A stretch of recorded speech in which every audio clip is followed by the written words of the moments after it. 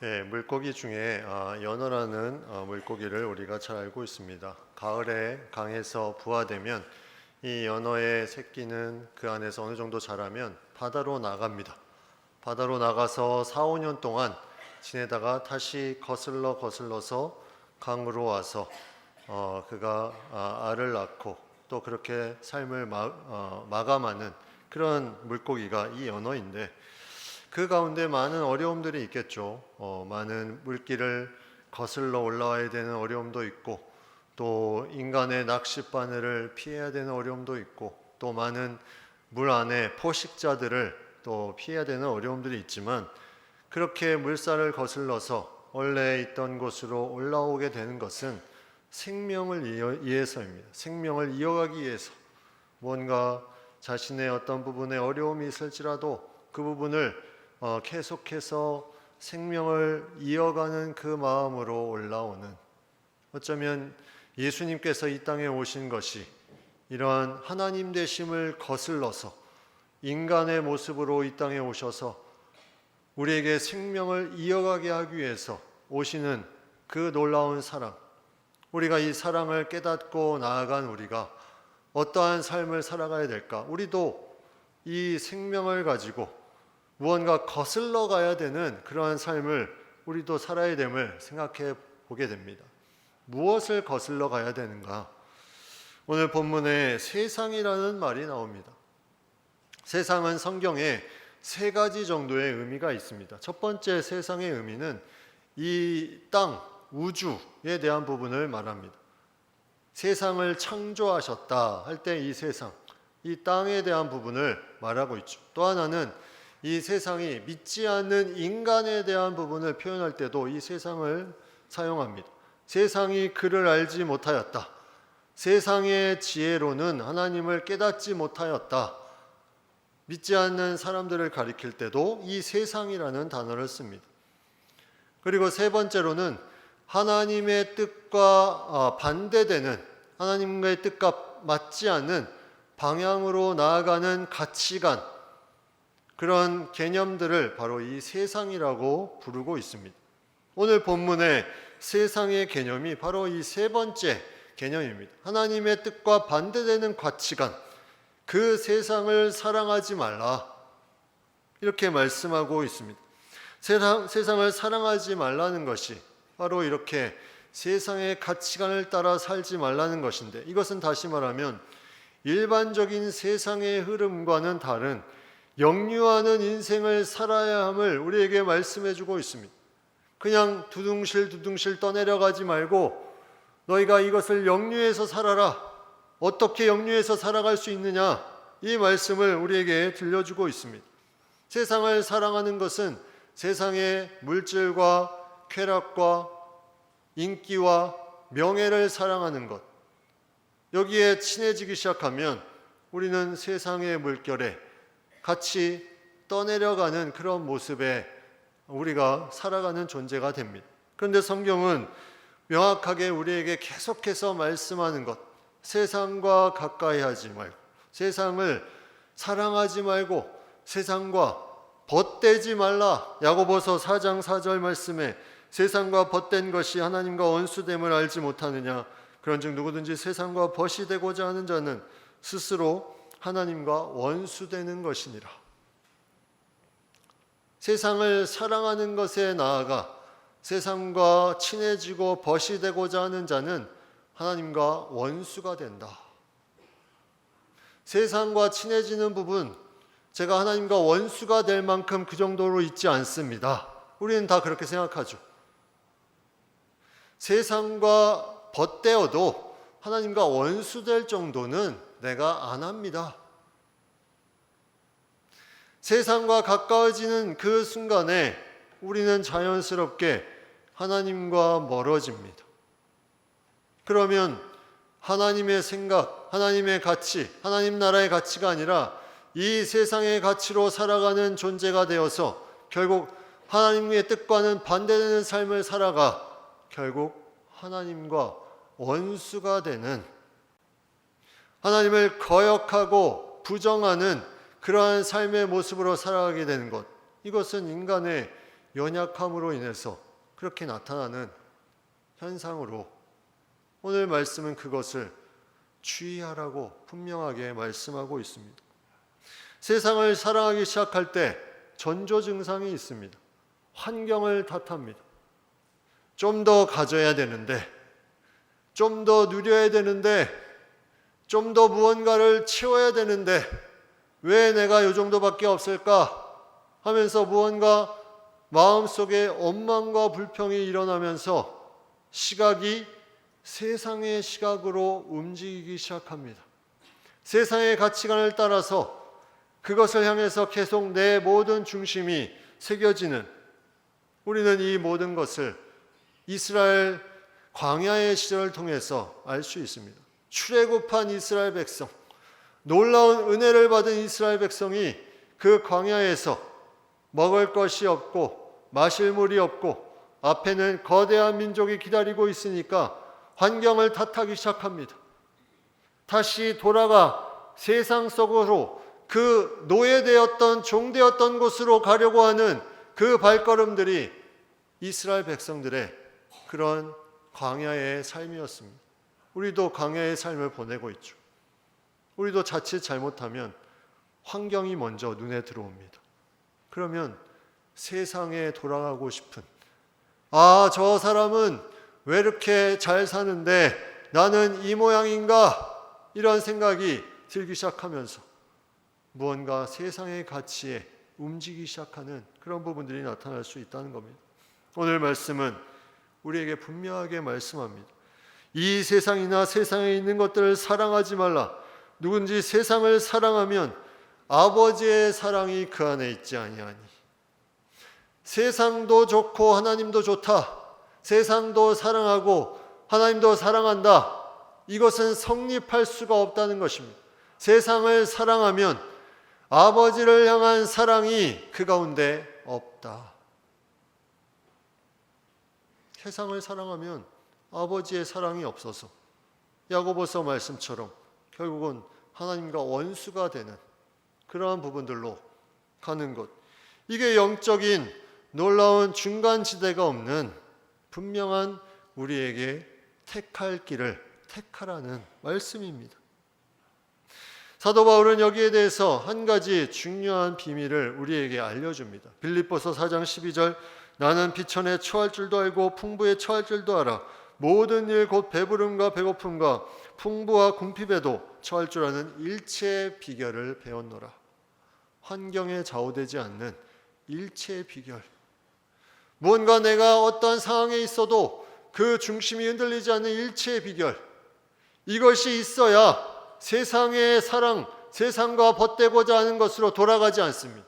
근데 이 일체의 비결이 제대로 서 있지 않으면 우리는 어느 순간에 우리의 가치가 세상의 가치로 돌아갑니다.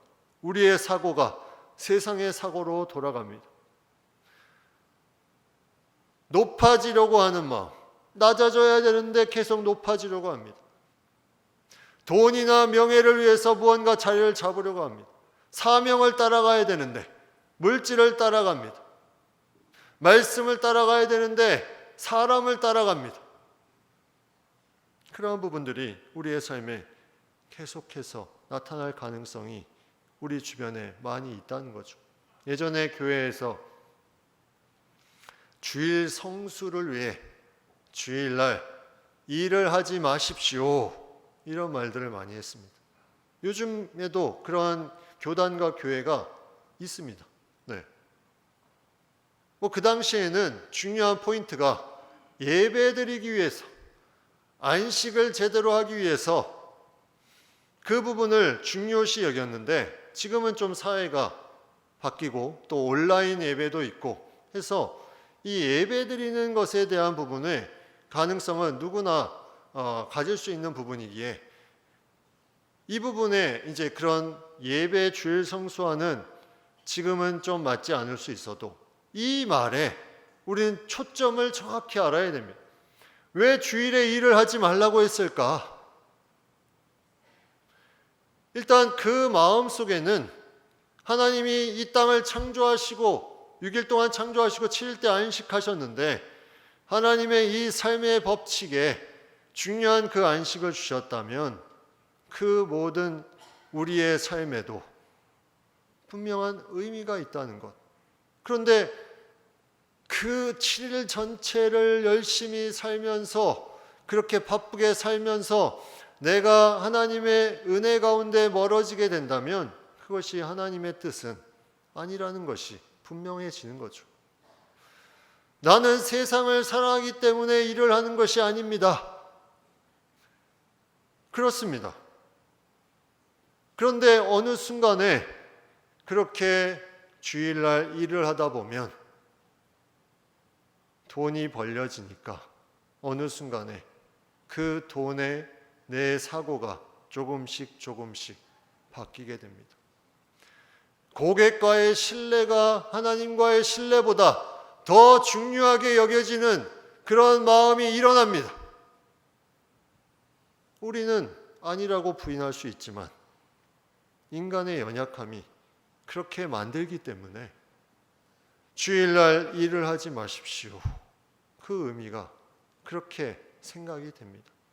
그러나 고용된 사람이 있다면, 교대 근무를 하는 사람이 있다면 주일날 어쩔 수 없이 일을 해야 되는 사람도 있습니다. 그분들은 그럼에도 불구하고 주일을 지키기 위해서 자신의 시간을 잘 조율해 가면서 예배 자리에 나오는 그 모습, 그러한 모습을 가지고 있기 때문에 우리는 쉽게 주일에 일하는 것에 대해서 그 사람을 판단할 수 없습니다. 하나님만이 그 중심을 아시는 것이죠. 과연 그 중심에 어떤 부분이 있는지, 이원론적인 부분이 아니라 내가 이것을 통해서, 이 일을 통해서 하나님의 마음을 가지고 그 중심이 드려진다면 그것을 누가 판단할 수 있겠습니까? 우리 교회는 주일에 이렇게 예배하는 분들을 위한 열려있는 보편성을 아주 잘 가지고 있는 교회입니다. 왜냐하면 장애인이든 비장애인이든 어른이든 어린아이든 자녀를 데리고 오는, 갓난아기를 데리고 오는 아이든 시설들이 잘 돼 있습니다. 예배하는데 어떠한 막히는 제한된 부분이 없는 것이 너무나 큰 은혜요, 감사의 제목입니다. 최근에 어떤 뉴스를 보니까 한 연예인이 휠체어를 타고 영화를 보러 갔는데 가족은 다 들어가는데 계단으로 영화관이 돼 있어서 올라갈 수가 없었다. 방법이 없어서 혼자, 가족은 영화를 보는데 혼자 영화를 못 보는, 예배 자리가 그렇게 돼서는 안 된다는 거죠. 예배 자리는 보편적입니다. 그 보편적인 하나님을 만나는 자리에 세상을 사랑하지 않고 나오는 곳에 그것을 열어놓을 수 있다는 것이 얼마나 귀한 것인가. 만약에 예배의 어떤 시간이 정말 그러한 본인의 고용된 사람들이 계속해서 일을 하는 부분 때문에 그 시간이 제대로 맞춰지지 않는다면 교회는 그러한 사람들을 위해서 예배를, 사람 수가 많아서 예배가 늘어나는 것이 아니라 그러한 하나님 사랑의 마음을 가진 사람들을 위해서 예배의 시간을 늘리는 것, 이것이 교회가 할 일이죠. 하나님의 마음이 거기에 있다면 우리는 예배의 감동이, 하나님을 사랑하는 마음이 중요합니다. 환경을 뚫고 나아가 하나님을 만나는 것이 세상을 사랑하는 그 모든 유혹으로부터 이겨낼 수 있는 힘이 되기 때문입니다. 로마서 12장 2절 말씀에 한 번 더 이 부분에 대해서 더 강하게 말씀합니다. 이 세대를 본받지 말고 오직 마음을 새롭게 함으로 변화를 받아 하나님의 선하시고 기뻐하시고 온전하신 뜻이 무엇인지 분별하도록 하라. 이 세대를 사랑하는 것에서 이제 본받지 말라. 본받지 말고 거기서 그치는 것이 아니라 마음을 새롭게 해서, 마음을 새롭게 하십시오. 마음을 새롭게 해서 하나님의 선하시고 기뻐하시고 온전하신 뜻이 무엇인지 분별해라. 하나님이 선하신 뜻, 기뻐하시는 뜻, 온전하신 뜻이 무엇일까? 그것이 세상을 사랑하는 것이 맞고 있다면 그 세대를 본받지 말라. 과감하게 그것을 끊고 하나님께 나오라. 그 말씀을 주고 있습니다. 성경에 세상을 사랑해서 떠나간 사람들이 있습니다. 그 중에 한 명이 데마라는 사람입니다. 데마는 세상을 사랑하여 데살로니가로 갔고, 데마가 누구냐면 바울의 제자이며 바울의 신실한 동역자였습니다. 언제까지였냐면 바울이 2차 로마 감옥에 갇히기 전까지.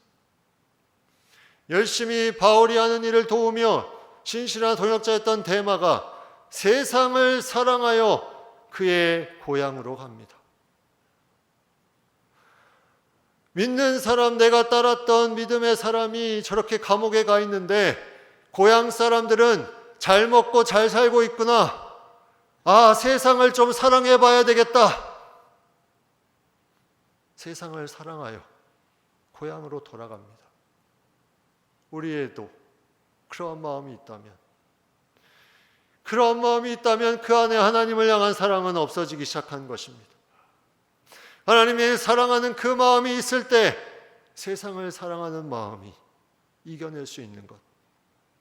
성경에 사울이라는 존재, 하나님의 기름 부음을 받은 사울 왕이 그가 하나님의 뜻에 어긋난 행동을 하고 회개해야 되는데 그가 한 일이 뭐냐면 하나님이 세운 선지자 사무엘을 통해서 나를 백성 중에서 좀 높여주십시오.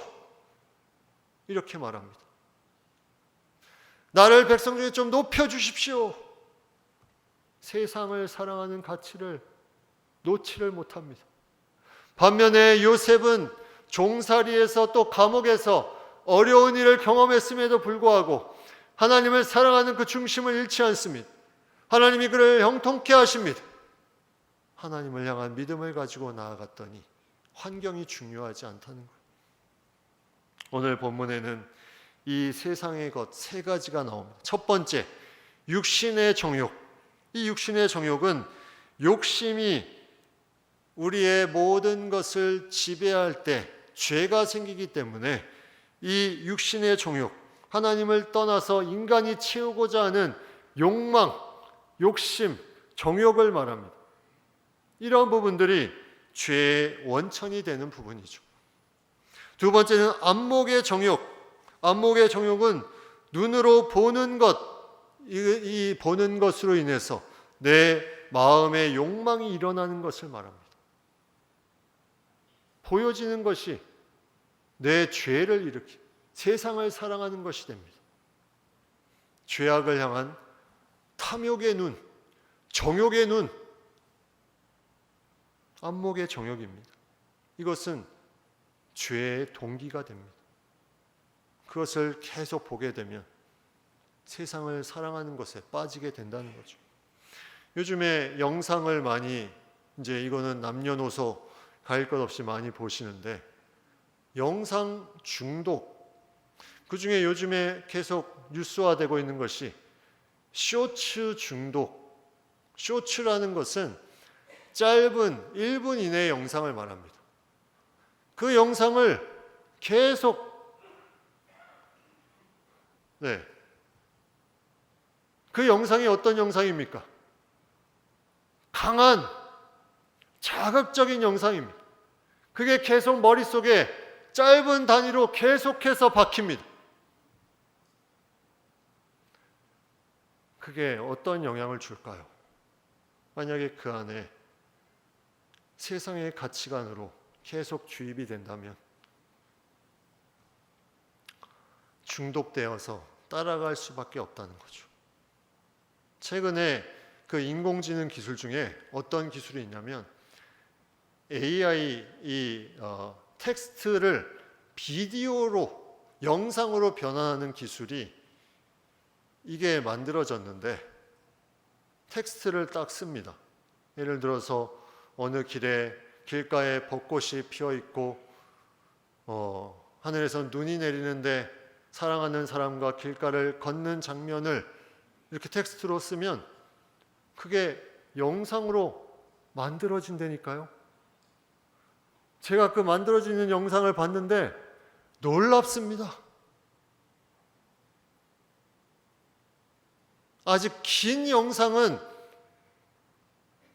제대로 어색하고 좀 문제가 있다고 하는데 쇼츠와 같은 짧은 영상들을 만들 때는 거의 이게 모르고 볼 때는 진짜 영상인가 할 정도로. 그렇다면 우리의 안목의 정욕은 그러한 것에 계속 과학은 발전되고 있는데 그것을 보다 보면 우리는 중독되고 따라가고 싶고 거기에 무언가 마음이 생기면 이것을 어떻게 이겨내겠습니까? 우리가 하나님의 마음을 가지고 살아가는 것, 이것은 거슬러가는 것. 그냥 흡수되어서 따라가면 우리도 물들게 됩니다. 거슬러가야 돼. 세 번째, 오늘 본문에 나오는 세상의 것은 이생의 자랑입니다. 이생의 것을 자랑합니다. 계속해서 내가 가진 것들, 내가 소유한 것들을 자랑합니다. 어떤 사람이 동창회에 가서 오늘 왜 이렇게 어깨가 무겁지 막 이렇게 칩니다. 보니까 여기 명품 가방을 메고 있는 거예요. 네, 이걸 보여주고 싶어서. 에레미야 9장 24절 말씀에 자랑하는 자는 이것으로 자랑할지니 곧 명철하여 나를 아는 것과 나 여호와는 사랑과 정의와 공의를 땅에 행하는 자인 줄 깨닫는 것이라. 시편 34편 2절 내 영혼이 여호와를 자랑하리니 곤고한 자들이 이를 듣고 기뻐하리로다. 하나님을 아는 것을 자랑하고 하나님이 행하신 것을 자랑합니다.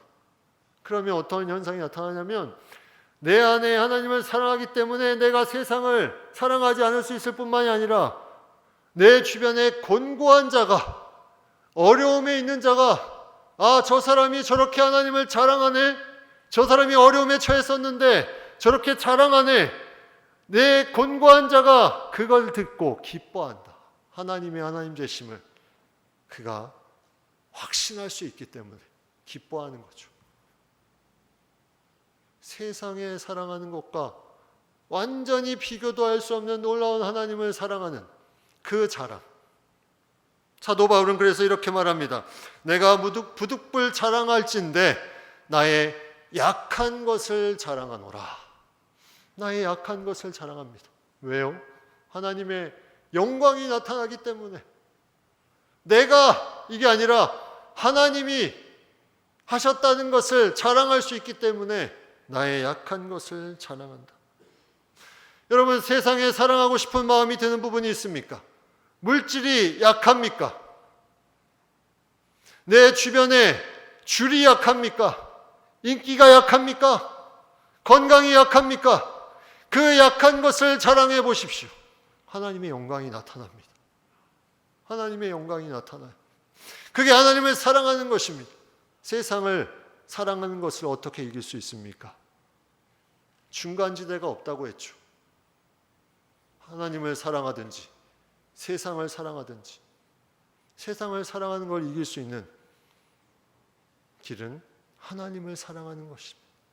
그러면 자연스럽게 세상을 사랑하는 마음이 접어집니다. 예수님께서 제자들에게 강하게 말씀하십니다. 마태복음 18장 8절 9절 만일 내 손이나 내 발이 너를 범죄하게 하거든 찍어내버리라. 장애인이나 다리 저는 자로 영생에 들어가는 것이 두 손과 두 발을 가지고 영원한 불에 던져지는 것보다 나으니라. 만일 내 눈이 너를 범죄하게 하거든 빼어내버리라. 한 눈으로 영생에 들어가는 것이 두 눈을 가지고 지옥불에 던져지는 것보다 나으니라.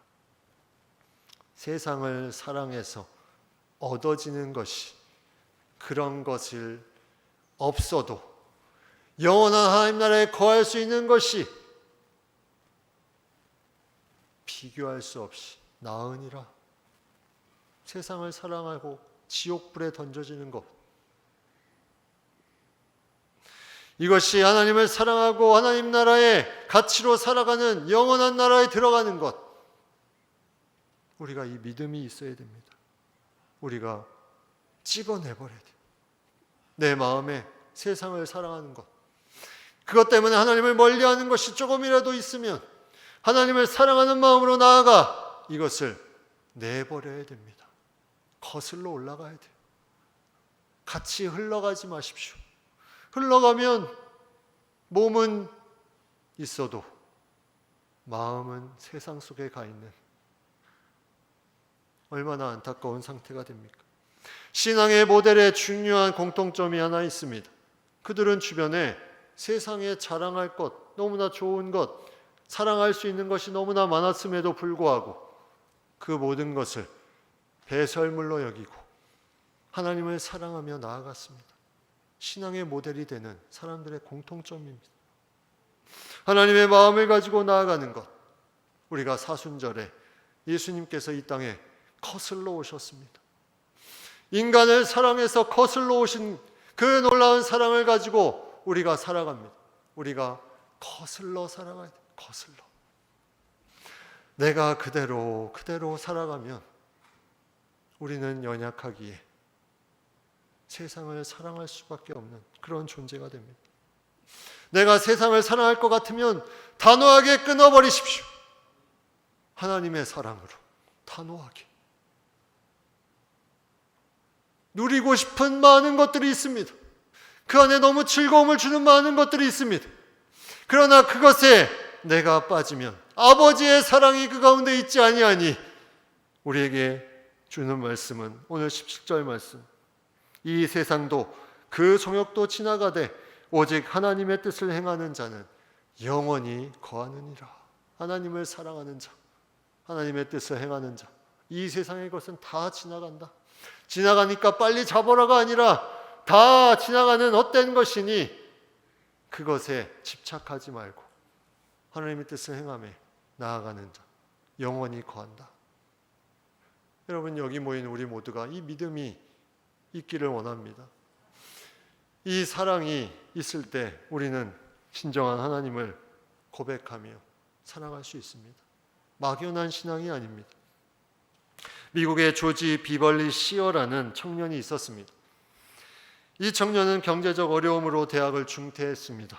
그리고 그는 한 가지 천부적인 재능이 있었는데 그게 바로 음악의 재능이었어요. 노래하고 작곡하고. 그래서 방송국에서 그를 부르는 요청이 많이 옵니다. 그 가운데 어머니가 보여주신 한 시를 읽게 됩니다. 그 시를 읽고 그가 감명을 받아서 그 즉시부터 거기에 곡을 붙입니다. 내가 이상한 삶을 살았구나 하면서 곡을 붙이면서 그것을 부르게 됩니다. 그 부른 노래가 퍼지면서 더 많은 방송국에서 더 많은 사람들이 요청이 옵니다. 그때 이 조지 비벌리 시어가 그 찬양가 가사대로 이렇게 고백합니다. 정말 죄송합니다. 저는 이제부터 하나님이 주신 음악의 재능을 오직 하나님의 영광만을 위해서 사용하겠습니다. 세상을 사랑하는 마음이 내 안에 일어나는 것을 끊어내면서 그는 그러한 삶으로 빌리 그레함 목사님의 전도 집회와 또 우리나라에도 와서 그 찬양으로 고백하며 하나님의 말씀을 전하며 나아가는 귀한 삶을 살았습니다. 그 조지 비벌리 시어가 작곡하며 은혜를 받은 찬양이 바로 주 예수보다 더 귀한 것은 없네. 이 세상 부귀와 바꿀 수 없네. 이 찬송이었습니다. 이 찬송의 가사, 그가 살았던 삶을, 세상을 사랑했던 삶을 단절할 수 있었던 귀한 고백의 찬송. 오늘 말씀을 생각하면서 우리 다 같이 일어나셔서 이 찬송으로 주님 앞에 고백하며 결단하는 귀한 시간이